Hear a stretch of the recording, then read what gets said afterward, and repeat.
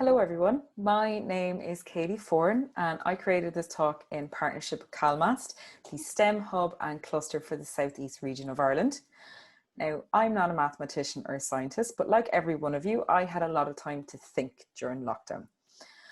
Now, I know we went into lockdown to protect our loved ones, to protect the most vulnerable members of society, and to ensure that our health service was not overwhelmed.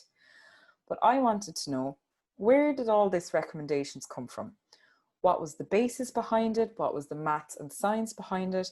And what is this R number?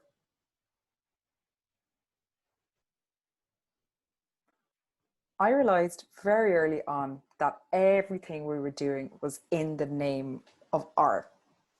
So R is the reproductive number of COVID-19 in society, and our actions, whether we follow public health advice or whether we do not, influence how low or how high the R number is in society. So if we socially distance, if we have good hygiene and things like that, the R number will remain low.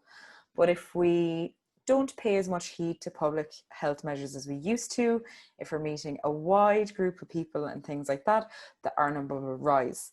And it's important to note that the R number is the amount of cases that the single typical case of COVID-19 will generate on average. So basically, if Ireland has an R number of 2 and one person is infected with COVID-19, they will go on to infect 2 cases of COVID-19 on average. So what does exponential growth, mathematical models, society, and COVID-19 have in common? First of all, I wanted to note that mathematical models are a highly diverse blend of mathematics, and that includes calculus, statistics, and probability. Mathematical models help to forecast the evolution of an outbreak. So they help public health officials and government officials to see what may happen in the future if certain measures are put in place, like social distancing or travel restrictions.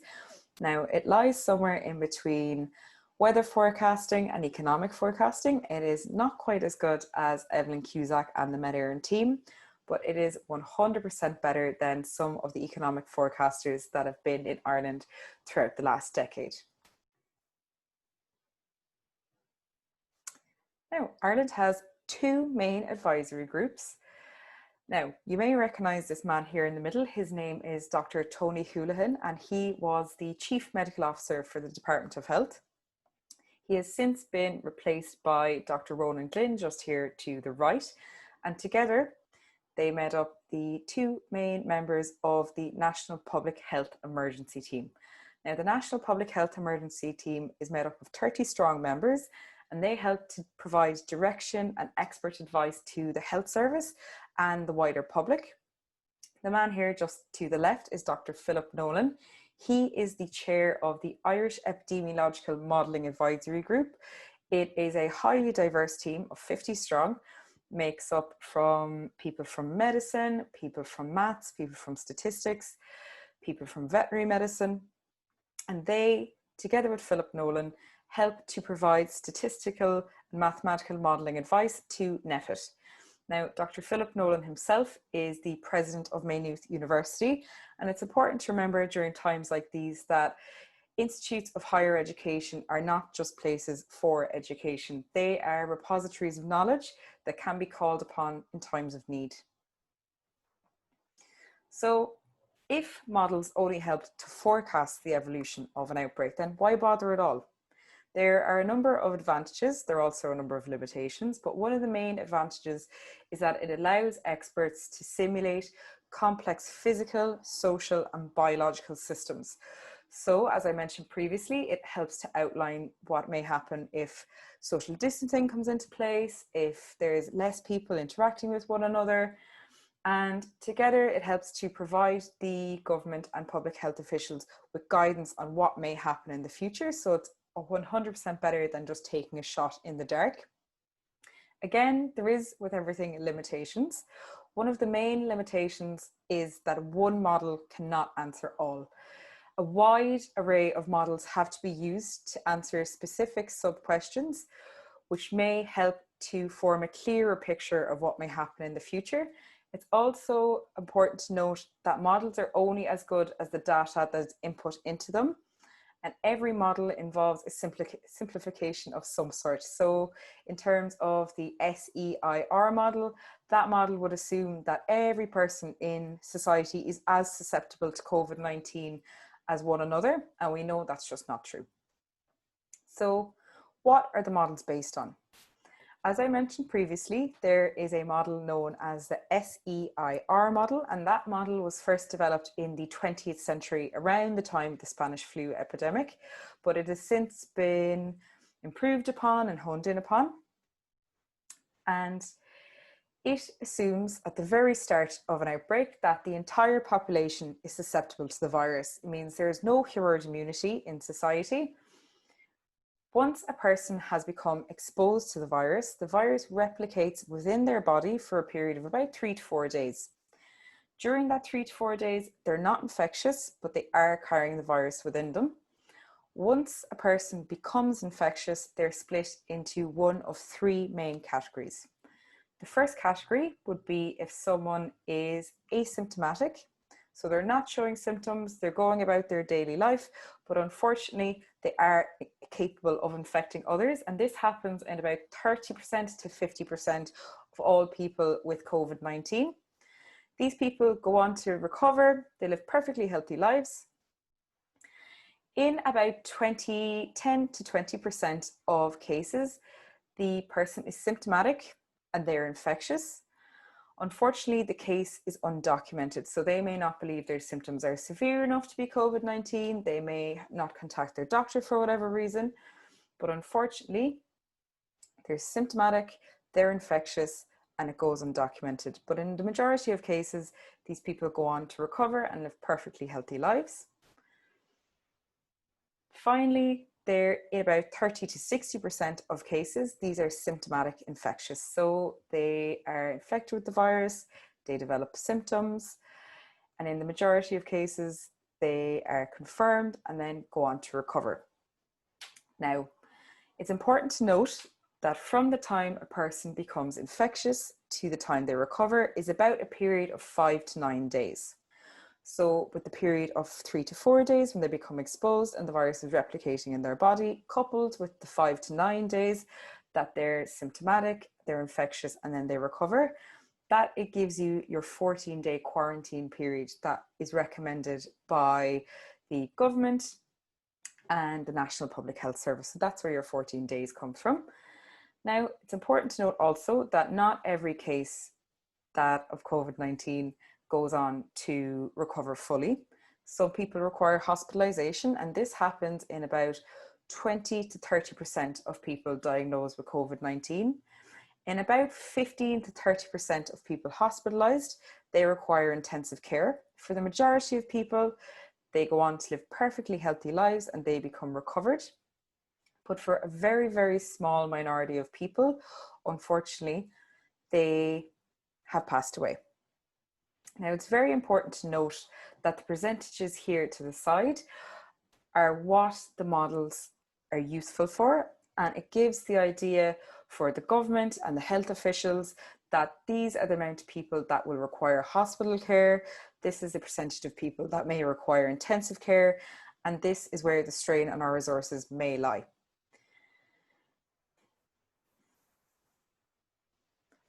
So, as well as the SEIR model, it's important to note that the models are based on autonomous agents. Now, these autonomous agents help to represent the shared characteristics of a population, as well as the non-homogeneous nature of society. So it takes into account different socioeconomic backgrounds, different geographical locations, the fact some people interact with more people than others, and including these different agents allows for the models to see what may happen in the future, such as uncertainties, and includes probabilities. Including these uncertainties and probabilities help to validate the models. So it gives them and allows them to provide more accurate information of what may happen in the future. And including these agents, there may be hundreds to thousands of different agents in any particular model. Building and building and building upon this and these different agents is what makes mathematical modeling so complex. And building on these models building, building, building. And collecting all this information is why it requires such a vast team of people with such a wide range of expertise, because one model cannot answer all, as well as one team cannot answer all. So there needs to be diverse, and it needs to include a wide range of possibilities. So you may ask yourself, going back to the very start, why is the R number so significant? So the R number symbolizes the average number of cases which are caused as a direct result of a single typical case of COVID-19. It is characteristic of the population and of the virus. It is not a characteristic of the capabilities of our health service or anything like that. So we're going to do a little exercise to see the R number in action and the power of exponential growth. So we're going to take two scenarios. We're going to do an R number of 1.2 and an R number of 1.8. So 1.2 symbolizes if the country is reopened. We are very good at socially distancing. We're wearing our masks. We have good hand and cough etiquette. We are sticking to a small group of people and only interacting with those people. Whereas 1.8, again, would symbolize that the country is opened. We are socially distancing, but let's say we're not wearing masks, and let's say we're meeting with a large array of people and we're not just sticking to one specific group. So I want to just demonstrate the power of exponential growth and what can happen in just 7 days. So I'd like you to take out your calculator, and on your calculator, it's probably buried deep within your tools. I'd like you to open your calculator, and on your calculator, I would like you to input the number 1.2. And again, 1.2 symbolizes if the country is opened, but we're really good at socially distancing and we're mindful of others. So you're going to multiply 1, which is one single typical case of COVID-19, and we're going to do a reproductive number of 1.2. So you're going to do 1 by 1.2, and you get an answer of 1.2, and we're going to multiply it by 1.2 again, and again, and again, and again, and finally, again. So after just 7 days, you've ended up with 3 new cases of COVID-19 with reproductive number of 1.2. Now we're going to start again, and on your calculator, I want you to press the number 1. This time, I want you to multiply it by 1.8. So you're going to multiply 1 by 1.8, and you get an answer of 1.8. And now you're going to multiply it by 1.8 again. And you're going to multiply it by 1.8 again. And you're going to multiply it by 1.8 again. And you're going to multiply it by 1.8 again. And finally, you're going to multiply it by 1.8 again. And now, after just 7 days, you have 34 cases of COVID-19. So you may think starting out that the difference between 1.2 and 1.8 is small. It's only slightly more than 0.5 of a person. But as you can see, with exponential growth, the differences can be huge. So as you see here, the blue line symbolizes the reproductive number of 1.2, and that's very, very slowly rising. And then 1.8, it starts off quite slow and it goes up rapidly. So why is the R number so significant, and what are the differences in R numbers? So there is a thing called the basic number, and that is symbolized by R with a little 0. So the RO number, and this is used at the very start of an outbreak. It assumes that the entire population is susceptible to the virus and there are no public health interventions in place. Then the effective R number is just known as R, and this would be used as the outbreak is ongoing. And let's say there are changes in the level of contact between people and the level of immunity within the population.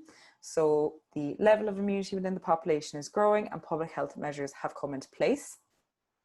We're going to look at Ireland's R number now. So as you can see here, just on my graph, on the graph to the right, you can see it goes from the 17th of February up until about the 18th of May, and it symbolises Ireland's progress with the R number. So at the very start, Ireland has an R number of 4. And this is as the virus is left unmitigated in society. There are no public health measures in place. As you can see, just before St. Patrick's Day, there is quite a substantial drop in the R number, and it goes to just about 1.5. So this would be when our schools closed, when our third level institutes closed, and St. Patrick's Day was cancelled. Now, even though the number dropped massively, 1.5 is still too high. As we demonstrated previously, it may start off quite low, but after 7 days, you will be left with hundreds and thousands of cases. Around the 27th of March, you can see a dip again, and this is when our R number goes below 1. This is when widespread public health measures were introduced, all non-essential shops were closed, stay-at-home measures were put in place, as well as travel restrictions. As the R number continues, you can see it continues to be below 0.8, and this is as lockdown continues. I want to ask you, what if? What if Ireland's reproductive number stayed at 4? The virus was left completely unmitigated in society and there was no public health measures in place. Now I want you to take out your calculators again. Hope you're not sick of it by now. And in your calculator, I want you to press the number 1. And we're going to do a demonstration of what can happen in 7 days. So we're going to start with 1 case of COVID-19 and we're going to multiply it by 4. And you're going to multiply your answer of 4 by 4 again, and again, and again, and again, and again. And on the 7th day, you have 4,096 new cases of COVID-19 each day. Now, on the 7th day, let's say the reproductive number dropped to 0.8. So on the 7th day, the government introduced widespread public health measures. We were told to stay at home. There was travel restrictions in place, and there was widespread closures. So I want you to take your answer of 4,096 and I want you to multiply it by 0.8. And I want you to do it again and again and again and again and again. And on the 14th day, having gone from 4,096 new cases on the 7th day with a reproductive number of 0.8, the cases have dropped to 1,074. Now, the number is still quite high, but as you can see, it has dropped monumentally. From the graph here on the right, you can see the black line, and that's what would have happened if the virus was left completely unmitigated in society. Our curve would not be flattened and our health service would be overwhelmed. As you can see, the green line represents a reproductive number of 0.8 and the blue dots are actual recorded data in Ireland. So as you can see, we were very successful in flattening the curve and our health service did not become too overwhelmed. As well as the R number, there are several other important numbers. One of them is testing. The rate of testing in society is important, but it's also important to note that it is not reflective of the amount of COVID-19 in society, as every country has a different testing regime. There could be widespread testing, such as South Korea, or there could be more targeted testing on more vulnerable groups or those in the health service. A more reflective number of the severity of the virus in society is the rate of hospital admissions and subsequently the rate of intensive care unit admissions from there. This would indicate the severity of the virus in society, and it's also a very good number in comparing one country to another. When comparing one country to another, it's also important to note to do it per capita or per 100,000, as populations per country differ. By comparing it per 100,000, you're able to accurately see the levels of the virus in society and accurately compare one country to another. Another good indicator of the severity of the virus in society is the death rate. Although when comparing it one country to another, again, it's not the most ideal indicator. It has a lag time of about 3 weeks. So that means it would be representative of the severity of the virus about 3 weeks ago. And it's also important to note that some countries differ in terms of how they calculate the death rate of COVID-19. Some include nursing home deaths and some don't. Where does Ireland lie in all of this? So I don't think there's a person in the country that doesn't remember Leo Varadkar's speech on St. Patrick's Day. On St. Patrick's Day, Leo told us, or attempted to tell us, what the future may hold. He said that by the end of the month, we may have 15,000 cases of COVID-19 if it's left unmitigated.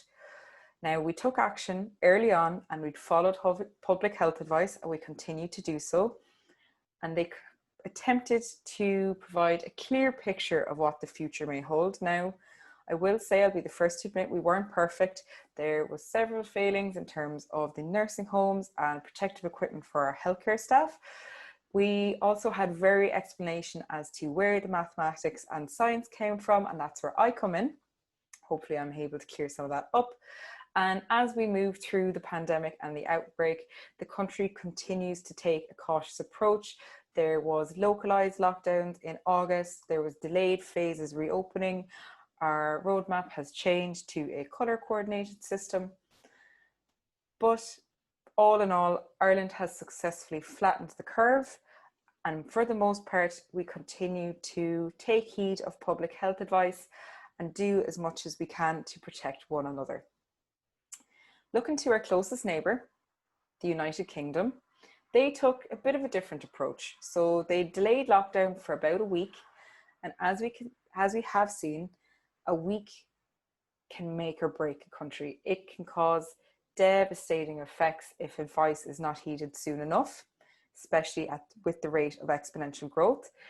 In England, the change in action occurred when the data that was input into the models was modified to reflect the increased requirement for ICU beds. So initially, the United Kingdom assumed that there would be a 15% requirement for those hospitalised.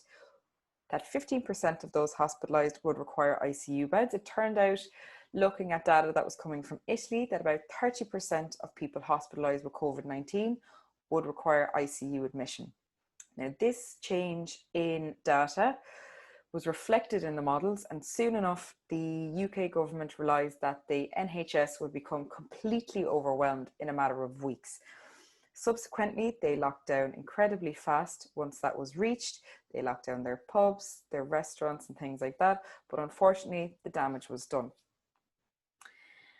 The whole dealing of the pandemic itself faced widespread criticism and controversy over its lack of transparency. As you can see here just to the left, Professor Neil Ferguson, who was one of the main advisors to the UK government himself, undermined the lockdown rules that were in place by visiting a family member in the middle of lockdown. And unfortunately, that did not help the situation in England. Along with Boris Johnson himself contracted the virus, things did just not go to plan. On the other side of us, on the other side of the Atlantic, our neighbours, the United States of America, the land of the free, took a state-by-state approach. Now, as we've seen, there was widespread public backlash to lockdown measures. President Trump himself encouraged protesters via Twitter from the countries, or should I say the states of Michigan, Virginia, and Minnesota, just to name a few.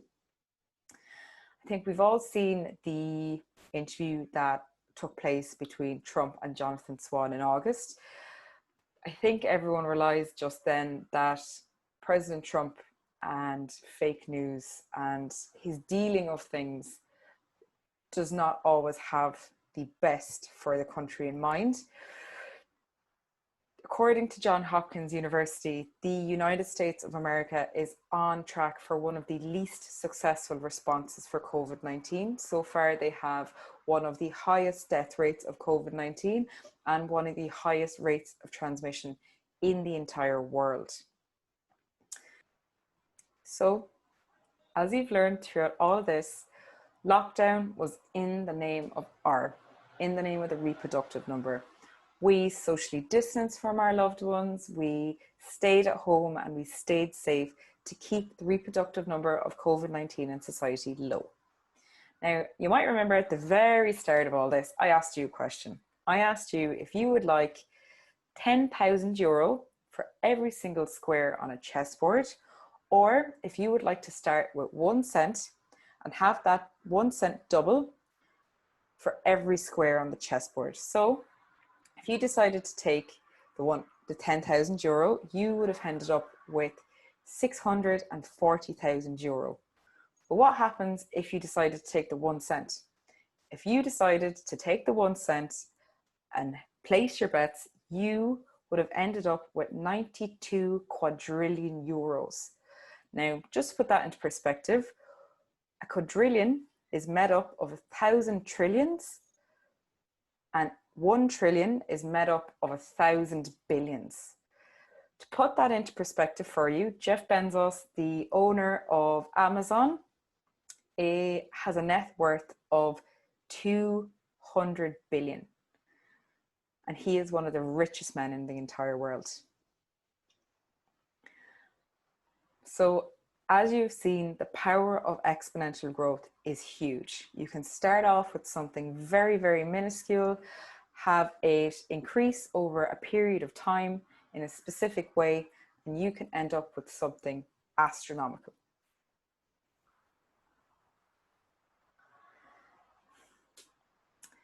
I think it's important to remember all throughout this that the mathematical models are just a complex set of mathematical equations.